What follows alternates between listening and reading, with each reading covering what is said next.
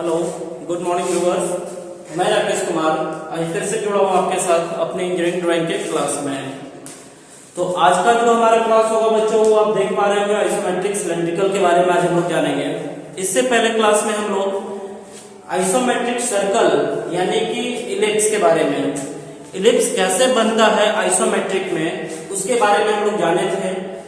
Ellipse जो होता क्या है, इलिप्स का यूज कैसे किया जाता है, किस किस साइड से हम इलिप्स अर्थात आइसोमेट्रिक सर्कल का यूज करते हैं, वो हम लोग बनाने के लिए पिछले क्लास में हम लोग देखे थे और बनाए भी थे। आप लोग भी प्रैक्टिस किए होंगे कि आइसोमेट्रिक सर्कल यानी कि इलिप्स कैसे हम लोग बनाते हैं।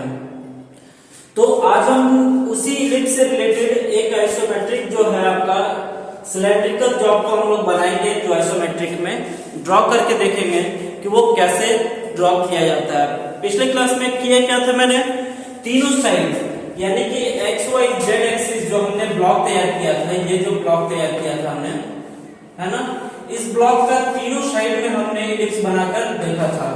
जो हमारा एक फ्रंट का ये था, साइड का था एंड टॉप का, इस तीनों भाग में हमने तीन साइड से इलिप्स को बताया था, ताकि कोई भी आइसोमेट्रिक में आपका जब भी इलिप्स अगर पूछा जाए तो यही तीन साइड से पूछा जाएगा, या तो इस फ्रंट की ओर से, या तो साइड की ओर से, या तो टॉप की ओर से। क्योंकि हम लोग कोई भी आइसोमेट्रिक का जो व्यू हम लोग निकालते हैं या कोई भी आइसोमेट्रिक को हम लोग देख पाते हैं तो सिर्फ तीन साइड देख पाते हैं, एक फ्रंट व्यू, एक side view and top view. यही तीन साइड से हमें बनाने के लिए भी जानना होता है और यही तीन साइड से हमें क्वेश्चन भी अराइज किया जाता है। तो यही तीन साइड के बारे में हम लोग बात किए थे और तीनों साइड को हमने बनाकर भी देखा था और आप भी प्रैक्टिस किए होंगे कि इस तीनों साइड से अगर आप बना लेते हैं तो कोई भी आइसोमेट्रिक में आपसे अगर इलिप्स का क्वेश्चन किया जाए तो आप उस क्वेश्चन को आसानी पूर्वक सॉल्व कर पाएंगे। तो उसी इलिप्स से रिलेटेड आज हम इलिप्टिकल सिलेंड्रिकल जो बात करेंगे, इलिप्स का जो सिलेंड्रिकल शेप है, इसे हम ड्रॉ करेंगे अपने आइसोमेट्रिक में ब्लॉक के हिसाब से। कि अगर ये क्वेश्चन अगर हमारा दिया जाए और इसे कहा जाए कि आपका इसके डायमेंशन के अनुसार आइसोमेट्रिक में इसे ड्रॉ करना है, आइसोमेट्रिक प्रोजेक्शन बनाना है, तो कैसे हम लोग बनाएंगे, तो आज इसके बारे में हम लोग जानेंगे। थोड़ा बहुत जो आपका कॉन्सेप्ट था इलिप्स बनाने का, वो आपको पिछले क्लास में पूरा तो अगर मैं नहीं कर सकता हूँ, क्योंकि आप कितना समझ पाए नहीं समझ पाए, कोशिश तो मैं पूरा किया था कि आपको अच्छे से समझ में आ जाना चाहिए। अगर अच्छे से समझ में आ गया होगा तो आज का भी कॉन्सेप्ट आपको क्लियर रहेगा कि इस सिलेंड्रिकल शेप को हम आइसोमेट्रिक में कैसे ड्रॉ करेंगे। सबसे पहले बात करते हैं इसके डायमेंशन की। तो सिलेंड्रिकल भाग में आप देख पा रहे होंगे कि सिर्फ ये जो आपका हाइट दिख रहा है और ये जो सिंबल आपको फाई का, यानी कि ये जो आपका सिंबल फाई का होता है, ये डायमीटर को इंडिकेट करता है। यानी कि ये सिंबल जो है डायमीटर का सिंबल होता है। तो डायमीटर आप देख पा रहे हैं, कोई भी गोलाकार वस्तु का, कोई भी गोल भाग का कभी भी dimension length, width and height के हिसाब से नहीं पुट किया हुआ होता है। उसमें दो ही डायमेंशन पुट किया हुआ होता है, एक तो डायमीटर के हिसाब से और दूसरा रेडियस के हिसाब से। डायमीटर ये आपका हो गया व्यास और रेडियस ये आपका हो गया त्रिज्या। ठीक है, दो ही ओर से हम डायमेंशन को पुट करते हैं। तो आज का जो हमारा जॉब यहाँ पर दिया हुआ है, जो ड्राइंग दिया हुआ है, उसका डायमेंशन हम समझेंगे कि ये जो हाइट आप देख पा रहे हैं, सिलेंड्रिकल भाग का जो हाइट है, वो हाइट हमारा क्या है 80 mm का, एंड इसका डायमीटर यहाँ पर दिया हुआ है 40 mm का। डायमीटर अगर 40 है तो इसका हमें लंबाई चौड़ाई अगर मान के चले तो हमारा 40 होगा, क्योंकि डायमीटर होता है पूरे व्यास को। इस व्यास का जो दूरी है वो क्या है 40 mm है। तो इस व्यास को अगर इस गोलाई भाग को, यानी कि ये जो गोलाकार सर्कल है, इसका व्यास किसी साइड से भी आप मापेंगे तो आपका वही डायमेंशन होगा जो इसका डायमीटर का लिखा हुआ होगा। समझ में आ रहा है? यानी कि व्यास जो होगा इसका हर एक ओर से बराबर होगा।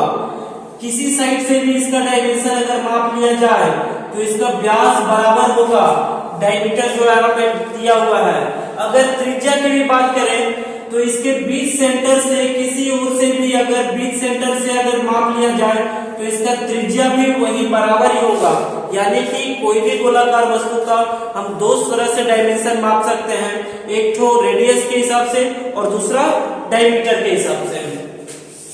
ठीक उसी प्रकार से आप ये देख पा रहे हैं कि इसका जो डायमेंशन दिया हुआ है ये आपका डायमीटर 40 है और हाइट 80 है। दो डायमेंशन हमें यहाँ पे पता चल चुका है। सेम डायमेंशन जो डायमीटर 40 है वही डायमीटर 40 का ये नीचे वाला भी भाग है। कितने का? डायमीटर 40 का। यानी जो शेप नीचे है वही शेप ऊपर है। कितने हाइट पर है?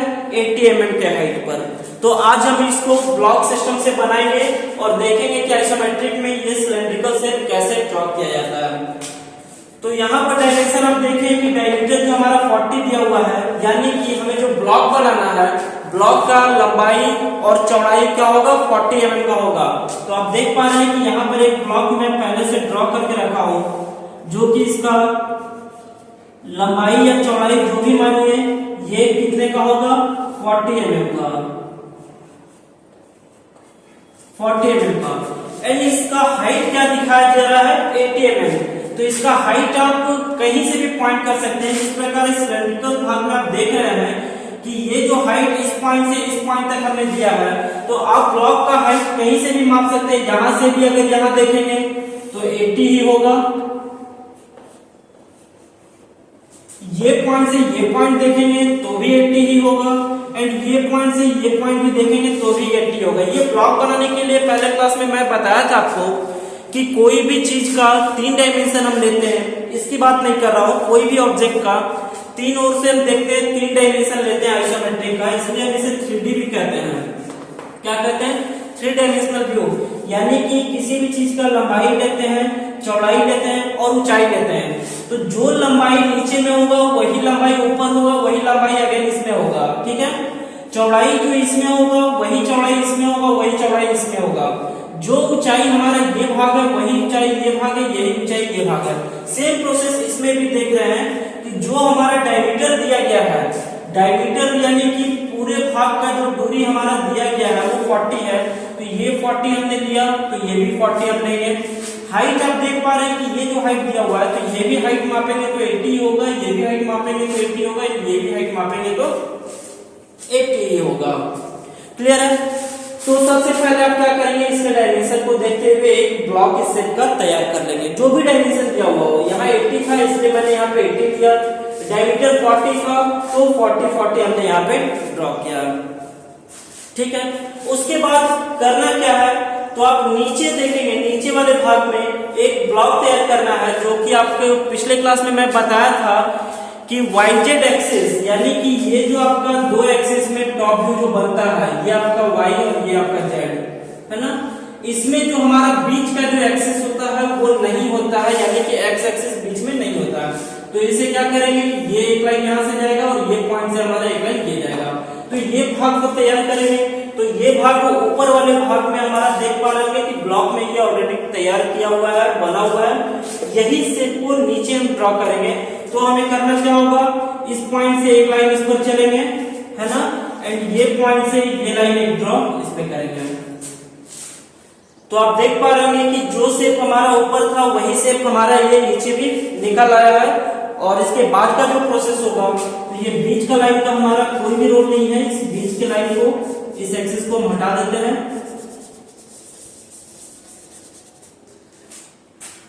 ठीक है? अब हमें करना क्या है, अब हम वही काम करेंगे जो एक इलिप्स बनाने के लिए हमने पिछले क्लास में आपको बताया था। करना क्या था, इस दोनों 40 को हम सबसे पहले डिवाइड करेंगे, जो कि आप देख पा रहे हैं सेंटर लाइन यहाँ पे यूज किया हुआ है। तो सेंटर लाइन से इस 40 को हम पॉइंट करेंगे और इस 40 को हम डिवाइड करेंगे सेंटर लाइन से। क्लियर है? ये भी पॉइंट 40 जो है, इस 40 को भी हम पॉइंट करेंगे 20 mm पे, और 20 mm से हम इसे भी डिवाइड करेंगे। ये काम कर लिए, है ना। ये आप देख पा रहे हैं मेजर एक्सिस एंड ये माइनर एक्सिस। तो हमने बताया था कि जो भी दूरी सबसे अधिक लंबाई का होगा हम उसे एक लेंथवाइज लाइन ड्रॉ करते हैं। जो सबसे अधिक लंबाई का दूरी होगा, कैसे दूरी होगा आप देख पा रहे होंगे कि हमने यहाँ से मापा तो देखे कि ये ज्यादा लंबा है लेकिन यहाँ पर ये कम है।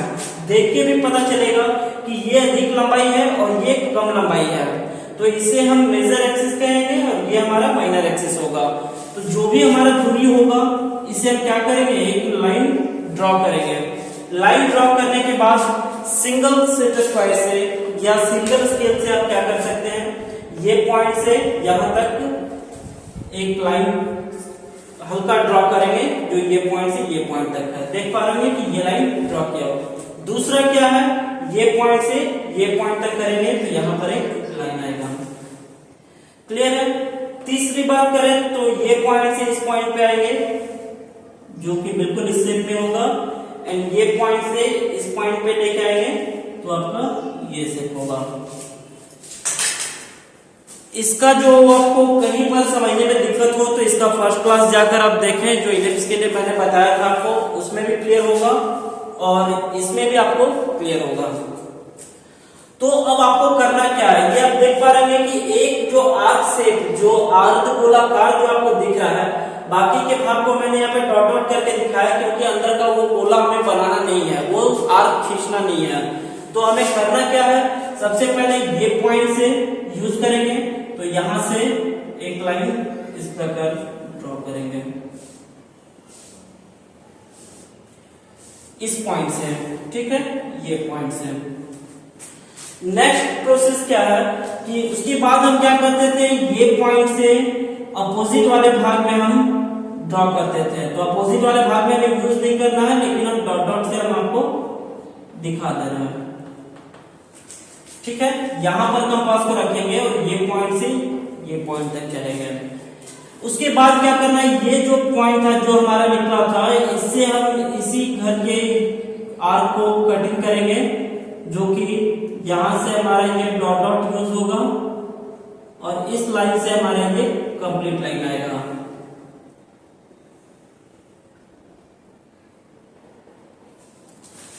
ठीक है। दूसरा इस पॉइंट से काम करेंगे तो इस पॉइंट से भी हम वही काम करेंगे ऐसे,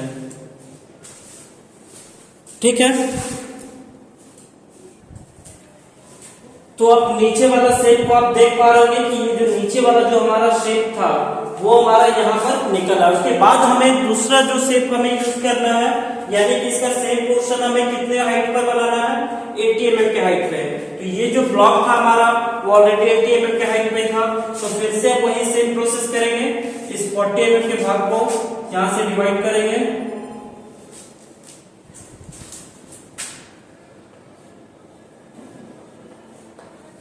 के भाग को डिवाइड करेंगे दोनों साइड से।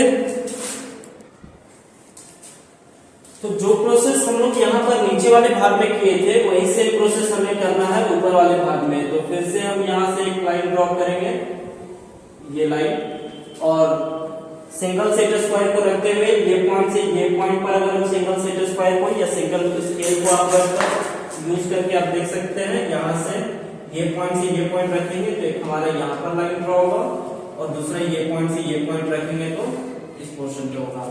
उसके बाद का क्या करेंगे, पोर्शन चेंज करेंगे, ये पॉइंट से ये पॉइंट रखेंगे तो यहाँ पर एक कटिंग होगा और दूसरा ये पॉइंट से ये पॉइंट पे रखेंगे तो एक कटिंग यहाँ पे होगा।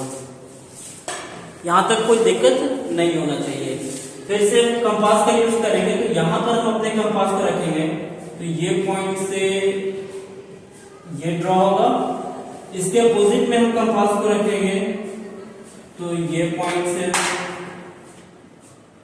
ये पोर्शन पे ड्रॉ करेंगे, एंड यहां पर कंपास को रखने के बाद ये होगा और ये पॉइंट पे कंपास को रखने के बाद हम यहां पर ड्रॉ करेंगे।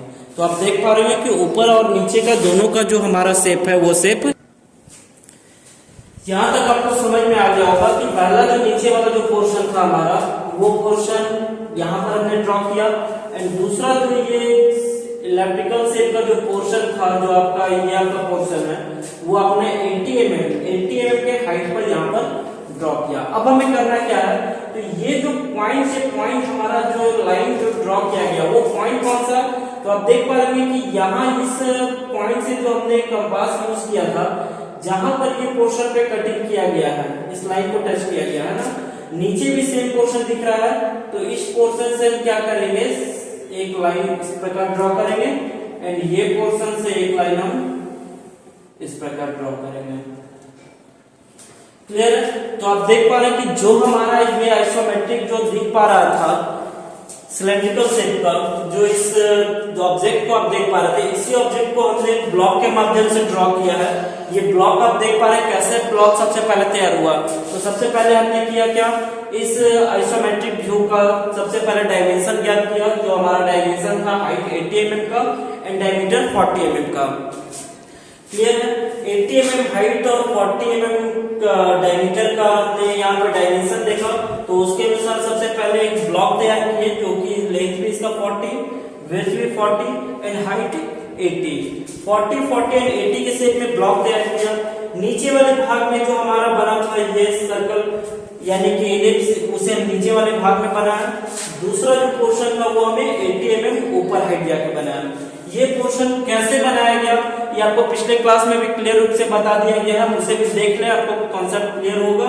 और इस क्लास में भी आप देखें कि सबसे पहले हम नीचे वाले भाग को ड्रॉ किए, उसके बाद ऊपर वाले को, और दोनों को वर्टिकल लाइन के माध्यम से मिला दिया गया। तो अब आप क्या करेंगे, इस ब्लॉक को आप मिटा कर देखेंगे तो बिल्कुल एज इट इज ये शेप आपको यहाँ पर देखने लगेगा, जो शेप यहाँ पर हमने पहले से बनाया था। तो आज इस आइसोमेट्रिक में आपको समझ में आया होगा। इसके नेक्स्ट क्लास में हम ऑर्थोग्राफिक के साथ भी चलेंगे। तो आज का क्लास हमारा यही समाप्त होगा। इसे आप प्रैक्टिस भी करते रहे घर पे और खुद से बनाने का कोशिश ज्यादा से ज्यादा करें, क्योंकि जितना ज्यादा आप कोशिश करेंगे बनाने का उतना ज्यादा आपका कॉन्सेप्ट क्लियर होगा। तो नेक्स्ट क्लास में मिलता हूँ नेक्स्ट ड्राइंग के साथ। धन्यवाद।